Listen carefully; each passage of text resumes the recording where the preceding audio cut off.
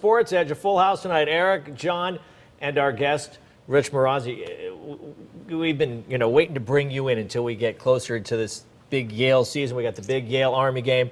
But you just wrote this book, or just released this book. You've been writing it for what, Rich, the last 3.5 years? A bowl full of memories. You're seeing it right there. A beautiful coffee table book, but loaded with great stories about Yale football over the years. Thank you. I really enjoyed it. And actually, my first trip to the Yale Bowl was 1948 for a high school game. He lost West Haven on Thanksgiving Day. There were over 40,000 people. My first Yale game, though, was when Yale defeated Army 14-12 in 1955 after losing 48-7 the year before. And that game, the Yale captain, Phil Tarasovic, his father said to him before the season, "Phil, I want the Army game ball." He said, "Dad, we lost 48-7 the year before." And when the game ended, Phil got the game ball from the field of the bowl, and he ran up into the stands and gave it to his father. Nice. Just like a movie. Rich, you're not even a Yale guy. Why write the book? Well, I just been inspired. You don't forget, when back in the 50s, going to the Yale Bowl at this time, early 60s, most of the time you go to high school venues, to walk into a stadium that size, it was so impressive. It was overwhelming to see a 65,000 seat stadium and the marching bands and everything else. So I was just, and I got into the idea of the Yale culture, the gravitas of a Yale education, the whole bit. So that's what inspired me, I think, over the years. And I became a strong Yale fan. I was an Army fan the first game because Bob Kajewski from my hometown played for Army that day. And our fathers worked together in the Anaconda American Brass. So I went down as an Army fan. So I walked out a little bit, actually I was a little torn. But as time went on, I saw the great 1960 team play, the last undefeated untied team, and the great Dowling Hill era. And the we'll see Rich Diana. Well, let's get to some of that. Let's get to some of that. First, Calvin Hill. Let's talk about Calvin Hill first. You mentioned in the book, Carm Koza said he can play any position on the field. He said he's the only player he ever had that can play any position on the field. I think Calvin Hill, in my opinion, is arguably the greatest athlete in Yale history because he was a great track star. He still holds the record for the triple jump.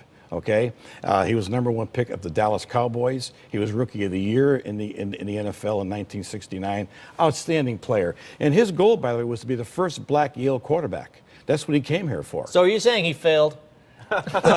He had a very difficult time his first few weeks at Yale, by the way, academically and athletically. And by week 5, he kind of melted a little bit better, but he saw Brian Dowling play, and he said, wow, he's a quarterback. What did they say about Brian Dowling? Well, they said, God, where's number 10? What happened was he just worked magic, Brian Dowling. He was my all-time favorite, personally. And when Yale played Princeton in 1967 at Princeton, Princeton had won, I think, 6 years in a row, and it was raining down there before the game. And they said that Brian did this with his hands, and the rain stopped. Okay, he turned it into wine. It was apocryphal, of course, but he said the rain stopped. But anyway, he's a great guy too. And sitting with Brian at Yorkside, interviewing Calvin Hill. And speaking of Calvin Hill, that awful tie game, 29-29, that Harvard won in 1968. The Varney catch. The Varney catch. Okay.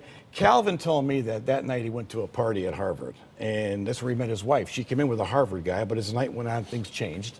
And anyway, he told me that he did not know that actually Harvard had it was a tie game. He thought Harvard won the game on the field, the way they were celebrating.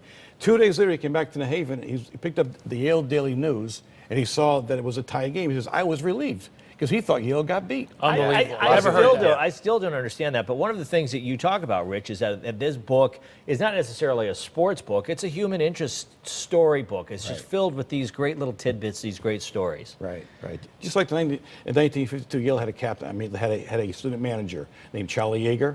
Okay. I think we got a picture of Charlie somewhere. We'll give it a second here, but Charlie Yeager, the manager, yeah. He's wearing number 99, okay? Yeah. And what happened was preseason, he was only about 5'5". Okay, he weighed about 135, 40 pounds, I guess. He loved to throw the football around. And it was Jordan Oliver's first year as the Yale head coach, 1952. And all the coaches took a liking to him. One was Angelo Bertelli, who was a great quarterback from ND years ago. He said, Charlie, they said, if we're ahead against Harvard at the end of the season, we're going to put you in the game. So it was Rudy before Rudy. It was Rudy before. He was Yale's answer to Rudy.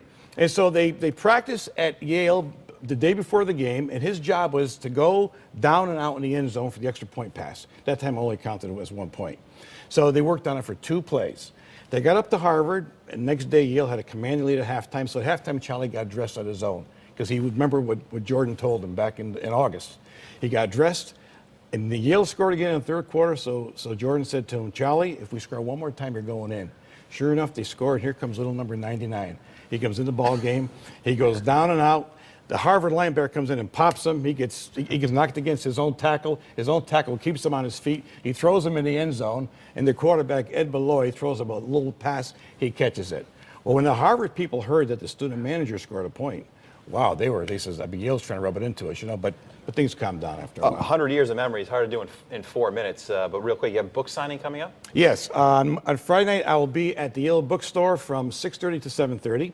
Saturday I'll be at Campus Customs from 5 to 6, and every Yale home game this year I'll be outside Portal 17. Okay. Okay. See you there. Look for him. See you there. Yeah. Thank you. Beautiful It's a book. great book. If you haven't gotten a chance to thumb through it, do so. It's a beautiful book. We're going to take a break. We'll come back. We'll talk about the rest of sports right here on Sports Edge.